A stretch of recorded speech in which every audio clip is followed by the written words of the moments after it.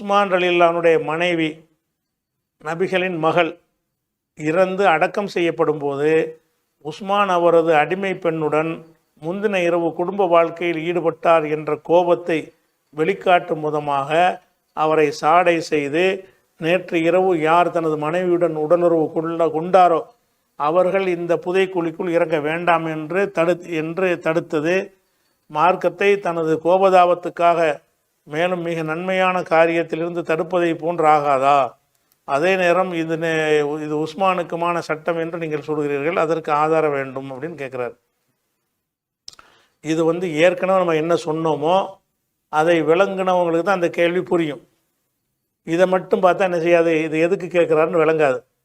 அதனால் அதை ஏற்கனவே சொன்னதையே ஒரு விலைக்கு சொல்லிட்டு வந்தால் தான் அந்த கேள்விக்கு வர முடியும். அதாவது ரசூலுல்லாஹ்வுடைய 2 மகளை கட்டினவர் உஸ்மான். முதலாவது மகள் ஜெய்னபு, அது அபுல் ஆஸ் என்பவருக்கு கல்யாணம் பண்ணி கொடுத்தாங்க. அவர் கடைசி காலத்தில் இஸ்லாத்துக்கு வந்துட்டார். 2வது மகள் ருக்கையாங்குள்ள அவங்களுக்கு கல்யாணம் பண்ணி கொடுத்தாங்க. அவங்க பத்ர் போரில் தினத்தில் அவங்க இறந்துடுறாங்க. பத்ர் போர் முடிகிறது, ரசூலுல்லாஹ் ஜெயிக்கிறாங்க. இங்கே அவங்க இறந்துடுறாங்க. அதனால தான் ரசூலுல்லாஹ் கூட அவரை பத்ர் போருக்கு வரக்கூடாதுன்னு சொன்னாங்க. இப்போ உஸ்மானுடைய ஒரு மனைவி பேர் என்னன்னு கேட்டால் ருக்கையா இறந்தவுடனே ரசூலுல்லாஹ் என்ன செய்கிறாங்கன்னு கேட்டால் உம்மு குல்சும்ங்கிற இன்னொரு மனைவி அவருக்கு கல்யாணம் பண்ணி கொடுக்குறாங்க. 3வது மகளை உம்மு குல்சும் என்ற மகளை கல்யாணம் பண்ணி கொடுக்குறாங்க. கல்யாணம் பண்ணி கொடுக்கும்போது அவங்க ரொம்ப திடீர் மரணம் அவங்களுக்கு ஏற்படலை. அவங்க நோய்வாய்ப்பட்டு ரொம்ப கஷ்டப்பட்டு சிரமத்தோடு இருந்து தான் அவங்க என்ன செய்கிறாங்க, மரணிக்கிறாங்க. மரணித்த உடனே அவங்கள இப்போ அடக்கம் செய்யணும். பொதுவாக மனைவியை கணவன் முன்னின்று அடக்கம் செய்வதுங்கிறதுக்கு அவங்களுக்கு உரிமை இருக்குது. ஜனாதாவை சுமப்பதற்கும் கபூரில் இறங்குறதுக்கும் அதிகப்படியான உரிமை யாருக்கு இருக்கிறது? கணவருங்கிற முறையில் இருக்கிறது. எந்த ஒரு பெண்ணாக இருந்தாலும் இதில் கணவருக்கு தான் கூடுதல் உரிமை இருக்குங்கிறதுல மாற்றுக்கிறது கிடையாது. இப்போ என்ன செய்யறதுன்னா, இப்போ ஜனாசாவை எடுத்துகிட்டு வந்துட்டாங்க. எங்கள் கபூரில் வைக்கிறதுக்கு எடுத்துகிட்டு வந்துட்டாங்க. வந்த உடனே அதாவது ரசூலுல்லாஹ் என்ன செய்கிறாங்கன்னா, அதை பார்த்து அப்படியே கண்ணீர் வடிக்கிறாங்க. மகள் சின்ன தகப்பன் உசுரோடு இருக்கும்போது மகள் இறந்துட்டாங்கன்னா இப்போ கவலை இருக்கத்தானே செய்யும். அப்போ கடுமையான முறையில் ரசூலுல்லாஹ் என்ன செய்கிறாங்கன்னா அழுகுறாங்க. ஃபராயித்து ஐநைகி ததுமானி, அவங்க 2 கண்கள்லேருந்தும் கண்ணீர் வடிந்து கொண்டே இருந்தது. அப்போ என்ன செய்கிறாங்கன்னா, இப்போ ஜனாசா வந்துருச்சா, இப்போ குழியில் இறக்கணும் ஜனாசாவை. அப்போ ரசூலுல்லாஹ் என்ன கேட்பாங்கன்னு கேட்டால், ரசூலுல்லாஹ் ஒன்றுமே கேட்காட்டா கூட அது இயல்பாக அந்த அவருடைய கணவர் இறக்கியிருப்பார், உஸ்மான் இறக்கியிருப்பார். ரசூலுல்லாஹ் என்ன கேட்குறாங்கன்னு கேட்டால், ஹல் மின்கும் ரஜுலுன் லம் யுகாரிஃபில் லைலா, சென்ற இரவு தாம்பத்தியத்தில் ஈடுபடாத யாராவது இருக்கிறீங்களா அப்படின்னு கேட்குறாங்க. இந்த குழியில் இறங்குறதா இருந்தால் நேற்று இரவு தாம்பத்திய மனைவியோட தாம்பத்தியம் செய்யாத ஆளுக்கு தான் நீ இறங்கணும் அப்படின்னு அர்த்தத்தில் கேட்குறாங்க. நேற்று இரவு தாம்பத்தியத்தில் ஈடுபடாத யாராவது இருக்கிறீர்களா அப்படின்னு கேட்குறாங்க. இப்போ கால அபூ தல்ஹாங்கிறவர் அங்கே இருந்தார். அவர் சொன்னார், ஆனால் நான் இருக்கிறேன். அப்போ ரசூலுல்லாஹ் சொல்கிறாங்க, ஃபன்சில், நீ இறங்கி இப்போ நசலஃபி கபரிகா, அவர் கபூரில் இறங்கி அந்த ஜனாசா வாங்கி அந்த கபூர் குழியில் கொண்டு போய் வச்சவர் யாருன்னு கேட்டால் அபூ தல்ஹா தான் வைக்கிறாங்க. ரசூலுல்லாஹ் வயசான அவங்களை தூக்க முடியாதுன்னு அவங்க அதில் இறங்கலை. அவங்க என்ன செய்கிறாங்க, யாராவது இறங்குறதுக்குன்னு எதிர்பார்க்குறாங்க. அந்த இறங்குறவர்கிட்ட என்னத்தை கேட்குறாங்க, மனைவியிடத்தில் தாம்பத்தியம் நேற்று இரவு மனைவியோடு சம்போகம் பண்ணாதவர் இருக்கிறீர்களான்னு கேட்குறாங்க. அவர் நான் சொல்லி இறங்குறாரு. இது ஒரு ஹதீஸ். இந்த ஹதீஸ் புகாரியில் 1285வது ஹதீஸில் இருக்கிறது. இதே ஹதீஸ் புகாரியில் 1342வது ஹதீஸிலும் இருக்கிறது. இந்த ஹதீஸிலேயே அகமதில் சொல்லும்போது என்ன செய்யறதுன்னு கேட்டால், உஸ்மான் இறங்கவில்லைன்னு சேர்த்து வேறு வருது. புலம் எதுகுழு உஸ்மான் இப்படின்னு அஃபான் அல் கபரை, உஸ்மான் கபரில் இறங்கலை, அபூ தல்ஹா இறங்கினார் மட்டும் இங்கே பாசிட்டிவான விஷயம் மட்டும் வருகிறது. எதிர்மறையான விஷயம் எங்கே வருதுன்னு கேட்டால், அகமதுடைய ஹதீஸில் என்ன வருதுன்னு கேட்டால், புலம் எதுகுல் உஸ்மான் இப்னு அஃபான் அல் கபரை, உஸ்மான் இப்னு அஃபான் கபூரில் இறங்கலை அப்படின்னு வருது. அப்போ நம்ம என்ன பார்க்குறோம்னு கேட்டால், மகளை அடக்கிறதுக்கு ரசூலுல்லாஹ் என்ன எதிர்பார்க்குறாங்கன்னா, கபூரில் தாம்பத்தியத்தை ஈடுபடாதவராக இருந்தால் நல்லதுன்னு சொல்லி கேட்குறாங்கல்ல. இப்போ உஸ்மான் அந்த இடத்துல நான் வரணுமா இல்லையா? அவர் மனைவி சம்மந்தப்பட்ட விஷயத்துக்கு முந்திக்கிட்டு அவர் தானே வரணும். அவர் வரலை. ரசூலுல்லாஹ் கேட்குறாங்க. அப்போ தாம்பத்தியத்தில் ஈடுபடாதவர் இருக்கிறீங்களான்னு கேட்கும் பொழுது அபூ தல்ஹா நான் இருக்கிறேன்னு இறங்கி அந்த ஜனாசா உள்வாங்கி வைக்கிறாரு. அங்கே தான் நிற்கிறார் உஸ்மானு. நானாச்சுன்னு அவர் வரல. அவர் ரசூல்லா முன்னாடி அவருக்கு அதை சொல்ல முடியலை. உஸ்மான் வந்து கபூரில் இறங்கலை என்று வருகிறது. அப்போ இதை வச்சு என்ன செய்கிறாங்கன்னா, இவர் இறங்காத காரணத்தினால கண்டிப்பாக இவர் வந்து சென்ற இரவு தாம்பத்தியத்தில் ஈடுபட்டிருக்கிறார். ஈடுபடாட்டி மனைவி விஷயத்தில் இறங்குறதுக்கு ரசூல்லா கேட்காட்டால தன்னால் இறங்கியிருக்கணும். அவர் ரசூல்லா கேட்டும் கூட என்ன செய்கிறாருன்னா, அவர் மனைவி அவ்வளோ கவலையில் துக்கத்தில் இருக்கும்போது அவர் வந்து இந்த மாதிரி காரியத்தில் ஈடுபடாதவராக இருந்திருப்பாரையானால் என்னஞ்சிருக்கணும், நானாச்சுன்னு இறங்கியிருக்கணும். இவர் என்ன செய்யலை, உஸ்மான் இறங்கலை. அப்போ இதை வந்து சிந்திச்சு வழங்குறன்னு ஒன்று இருக்கலை. இதில் சொன்னதை மட்டும்தான் வழங்குறதுன்னு கிடையாது. நமக்கு எல்லாம் வந்து அறிவை தந்திருக்கிறான். அறிஞர்களும் இந்த அறிவை கொண்டு சிந்திக்கிறாங்க. என்ன சிந்திக்கிறாங்கன்னா, அப்படின்னா மனைவியை அடக்கிற ஒரு விஷயம், அதுக்கு ரசூல்லா இந்த வார்த்தையை கேட்குறாங்க. கேட்டவுடனே இவர் என்ன செய்யணும், நான் என்ற ஒரு சொல்லவில்லை என்று சொன்னால் அவர் வந்து நேற்று இரவு சந்தோஷமாக இருந்திருக்கிறார். யார்கிட்ட அவருக்கு அடிமை பெண்கள்லாம் இருந்தாங்க. அப்போ இந்த மனைவி சீரியஸாக இருக்கும்போது அதை கூட பொருட்படுத்தாமல் இவர் போய் ஒரு அடிமை பெண்ணோட சந்தோஷமாக இருந்துட்டார். இதனால தான் ரசூல்லா என்ன செய்கிறாங்கன்னா, இதை கேட்குறாங்க. சிந்திச்சு பார்க்கும்போது வழங்கக்கூடிய கருத்து தான் இது, நேரடியாக இல்லை. ஆனால் இதை நீங்கள் மறுக்க இயலாது. சிந்திக்கிற யாருக்கும் இது தோன்றக்கூடிய ஒரு கருத்து தான். இவர் ஏன் இறங்கலை, மனைவியுடைய ஜனாசாவை இறக்கி அடக்கம் பண்ணுற வேலையை இவர் தானே செய்யணும். இந்த கேள்வி கேட்டவுடனே அவரால் இறங்க முடியலை.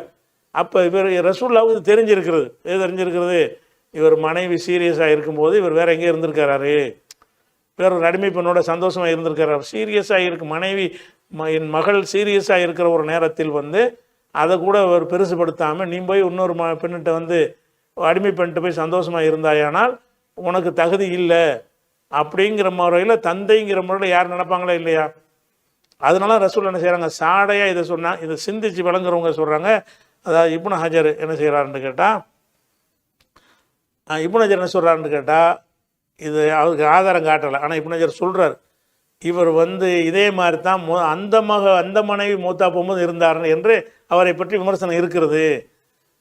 ருக்கையாவுடைய மரணத்தின் போது பதிரு கூட வராதுன்னு விட்டு போகிறாங்க. இவர் அந்த மகள் மரணிக்கும் போது இவர் அதே மாதிரி என்ன செஞ்சார், மனைவி மகளோடு இருக்காமல் மனைவியோடு இருக்காமல் ரெண்டு அங்கே போய் வேறு ஒரு இடத்துல வெறும் மார்க் அனுமதிச்சே தான் ஹலாலான முறையில் ஒரு அடிமை பெண்ணோட போய் சந்தோஷம் பண்ணார். இப்போ வக்காலஹு தாலிக்கு ஃபீ குல்லிமின் சௌஜத்திகி ருக்கையா உம்மு குல்சும், ருக்கையா உம்மு குல்சும் ரெண்டு மனைவிமார் மரண நேரத்திலையும் இப்படி நடந்து கொண்டார் என்று உஸ்மான் விஷயமாக செய்தி இருக்கிறதுன்னு போடுறார். அப்போ உஸ்மான் வந்து அந்த மனைவிகள் மரணிக்கிற ஒரு தருவாயில் வந்து அந்த எண்ணம் வந்து பொதுவாக வராது. ஆனால் இவர் நினைஞ்சிருக்கு அந்த மாதிரி எண்ணம் வந்து இதுவாடு இப்போ இந்த சீரியஸ் இப்போ இன்றைக்கி போயிடுவாங்க நாளைக்கு போயிடுவாங்கன்னு இருக்கும்போது இவர் போயிட்டு சந்தோஷமாக இருந்துட்டு வந்திருக்காருங்கிற விஷயம் ரசூலுல்லாஹ்வுக்கு தெரிஞ்சிருக்குது. அதனால என்ன செய்கிறாருன்னு கேட்டால், இப்னு ஹபீப் என்ற அறிஞர் சொன்னதாக கொண்டு வர்றார். இப்னு ஹபீப் சொன்னாலும் சரி, அட்ரஸில்லாத சொன்னாலும் சரி, அது சிந்தித்து விளங்குறதுக்குரிய கருத்தாக இருந்தால் நம்ம ஏற்றுக்குள்ள தான் வேணும். அவர் சொல்கிறார், சிர்ரஃபி ஈசார் அபி தல்ஹாலா உஸ்மானை விட்டுட்டு அபு தல்ஹாவை ரசூல்லா தேர்ந்தெடுக்கிற காரணம் என்னன்னு கேட்டால், உஸ்மான கானக்கது ஜாம பால ஜவாரிஹி ஃபி தில்கல் லைலத்தி, அந்த இரவுல வந்து தன்னுடைய அடிமை பெண்களோட ஒரு பெண்ணோட போய் அவர் சம்பவம் பண்ணினார். இது ரசூலுல்லாஹ்வுக்கு தெரிஞ்சு போச்சு. இப்போ தலத்தப ஸல்லல்லாஹு அலைஹி வஸல்லம் ஃபி மன்னிஹி நுசூலி, அவர் கபூரில் இறங்கக்கூடாது என்பதை மென்மையான முறை ரசூலுல்லாஹ் நினைஞ்சிருக்காங்க, அதை செஞ்சுருக்கிறாங்க. வெளிப்படை கயிறு தசரிகின், வெளிப்படையாக சொல்லலையே தவிர இவர் என் மகள் இந்த மாதிரி இருக்கும்போது அவர் போய் நினைஞ்சிருக்கிறாரு, மகளுக்கு பக்கத்தில் ஒரு ஆறுதலாக இல்லாமல் இவர் போயிட்டு ஜாலியாக இருந்துட்டு வந்திருக்காருன்னா இவர் ஏன் இறங்கணும், இவர் தகுதி இல்லை அப்படின்னு தந்தைங்கிற முறை சொல்ல நினைச்சாங்கன்னு சொல்கிறார். அப்போ இந்த கருத்தை வந்து அறிஞர்களும் நினைஞ்சிருக்கிறாங்க, வழங்கியிருக்கிறாங்க.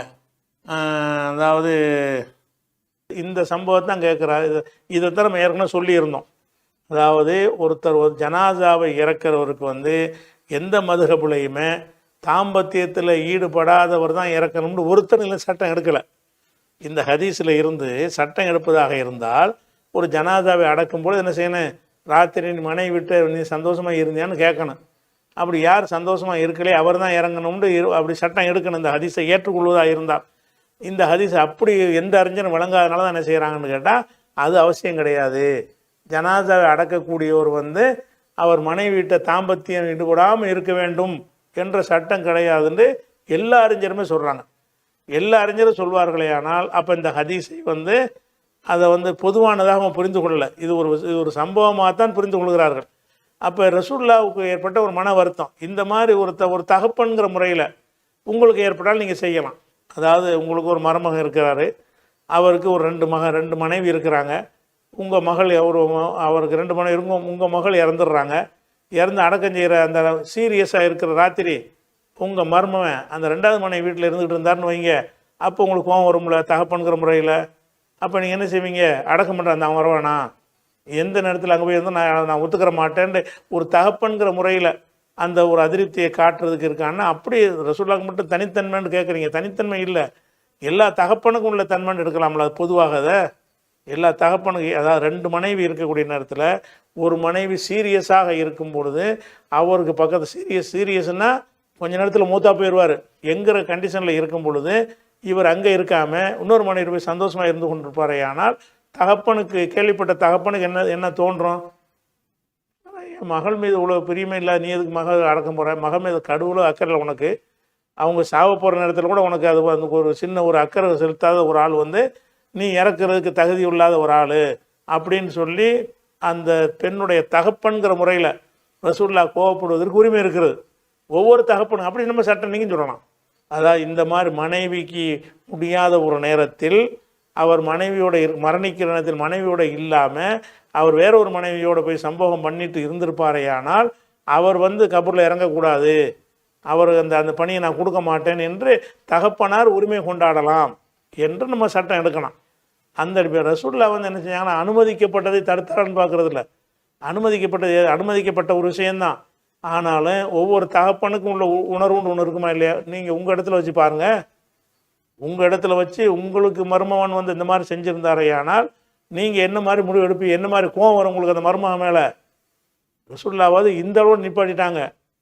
உங்களுக்கு ஒரு பேச்சுக்கு, உங்களுக்கு ஒரு மருமகன் இருந்து அந்த மருமகனுக்கு 2 மனைவி இருந்து உங்கள் மகள் சீரியஸாக இருக்கும் பொழுது அங்கே இருக்காமல் இன்னைக்கு மூத்தா போயிடுவாங்கங்கிற லெவலில் இருக்கிறாங்க, அதுக்கு பக்கத்தில் உட்காந்து ஆறுதலாக இருக்காமல் அவர் வேறு இடத்துல போயிட்டு ஜாலியாக இருந்துட்டு வந்தாரையானால் நீங்கள் என்ன மாதிரி டீல் பண்ணுவீங்க?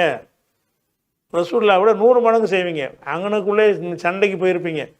ஏன்டா நீலாம் ஒரு புருஷனாடா, நீலாம் ஒரு ஆம்பளையா, நீலாம் அப்படியான்னு என்ன செஞ்சிருவீங்க? மக்கள் மத்தியில் அசிங்கப்பட்டு கேவலப்பட்டு பேசிட்டு என்ன செய்வீங்க? அவரை ஓரம் கட்டியிருப்பீங்க. ரசூலுல்லாஹ் என்ன செய்கிறாங்கன்னு கேட்டால், மன வருத்தமாக இருக்குது, தாங்க இல்லை, இவர் இறங்குறது எனக்கு ஒத்துக்கல, மனம் ஒப்பலைங்கும்போது என்ன செய்கிறாங்கன்னு கேட்டால், இப்படி ஒப்பாமல் இருக்கலாம்ல. ஒரு தக்க காரணம் இருந்தால் ஒருத்தருக்கு ஒப்பாமல் இருக்கலாமா இல்லையா? உங்களுக்கு வந்து மார்க்கத்தில் ஹலாலான விஷயத்தை அவர் செஞ்சாருங்கிற ஒரு விஷயம் வேறு. மார்க்கத்தில் வந்து ஜினா விபச்சாரம் செய்யலவர் உங்கள் மருமகன் 2வது மனைவி வீட்டு தான் போய் இருந்தார், மார்க்கத்தில் அனுமதிச்சதுங்க விஷயம் ஓகே தான். ஆனாலும் ஒரு தகப்பன்கிற முறையில் அவருடைய இறுதியான அந்த டைமில் செய்யலாமான்னு ஒரு எண்ணம் வரலாமா இல்லையா? ஏன்டா இந்த நேரத்தில் உனக்கு இப்படிலாம் என்ன வரலாமா? இது மகள் மீது ஒரு பாசம் கொஞ்சமாச்சும் இருந்தால் நீ அப்படி செஞ்சுருப்பியான்னு நீங்கள் நினைக்க மாட்டீங்களா? அப்போ நீங்கள் நினைக்கிற மாதிரி தான் ரசூலுல்லாஹ்வுக்கும் அந்த நினைப்பு வந்திருக்கு. அதனால தான் இது தெரிஞ்சுக்கிட்டு தான் இந்த பாயிண்ட் போய் பிடிக்கிறாங்க கரெக்டாக. மனைவியோடு சம்பவம் பண்ணவர் இறங்க வேணாம்னா இவர் இறங்க முடியாது, இவர் வேற ஒரு பெண்ணோட ஜாலியாக இருந்தவர் அப்படின்னு தெரிஞ்சுக்கிட்டு தான் இந்த கேள்வியை போடுறாங்க. போட்டதுனால தான் அவர் இறங்க முடியலை. அதனால் இந்த சம்பவத்தில் வந்து உஸ்மான் செஞ்சது வந்து மார்க்கப்படி ஒரு ஹராம் ஒன்றும் செய்யலை. ஆனாலும் சில விஷயங்கள் வந்து ஹராமாக இல்லாட்டா கூட இது சரியில்லை, இது இப்படி செஞ்சுருக்க வேணாம், இப்படி செஞ்சுருக்கலாம், 2 நிலை இருக்கும்ல. 2 நிலையில் இவருடைய இது ஏற்றமான செயல் இல்லை.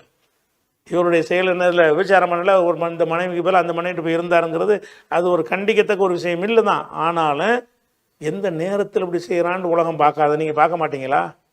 எந்த நேரத்தில்டா இதை போய் செய்கிற? உன் மனைவி இந்த கொஞ்ச நேரத்தில் உசுறு போகுமா இருக்கு, பக்கத்தில் இருக்கணும்னு ஒருத்தன் ஆசைப்பட மாட்டானா? அந்த விருப்பம் கூட உனக்கு இல்லையா? நீங்கள் நினைக்க மாட்டீங்களா? அந்த உறுத்தல் ரசூலுல்லாஹ்வுக்கு இருந்து தான் இவர் இந்த மாதிரி கேள்விப்பட்டு தான் ராத்திரி கூட அவர் இங்கே இருக்கலை, மூத்தா போகும்போது வேறு இடத்துல இருந்தார் அப்படின்னு ரசூலுல்லாஹ்வுக்கு வந்து அவங்க என்ன நினைப்பாங்க? இவரெல்லாம் ஒரு கணவரான்னு நினைக்குவாங்களா இல்லையா? அந்த மாதிரியான ஒரு நினைப்பின் அடிப்படையில் ரசூலுல்லாஹ் செஞ்சார்கள்னா அது ரசூலுல்லாஹ் மார்க்கத்தில் எந்த ஒன்றில் செய்ய வேண்டிய ஹலாலான காரியமாக இருந்தாலும் சில விஷயங்களில் சில செய்யாமல் இருப்பது சிறந்ததாக இருக்கும். இந்த நேரத்தில் செய்யாமல் இருந்திருக்கலாம் அப்படின்னு எல்லாருமே கருதக்கூடிய ஒரு விஷயந்தான். அப்படியான அடிப்படையில் தான் ரசூலுல்லாஹ் செஞ்சாங்க. இதில் ஒரு பொது சட்டம் எடுக்கிறதா என்ன செய்யலாம்? எல்லா பெண்ணுடைய அப்பன்மார்களுக்கும் இந்த சட்டத்தை நம்ம கொடுக்கலாம்.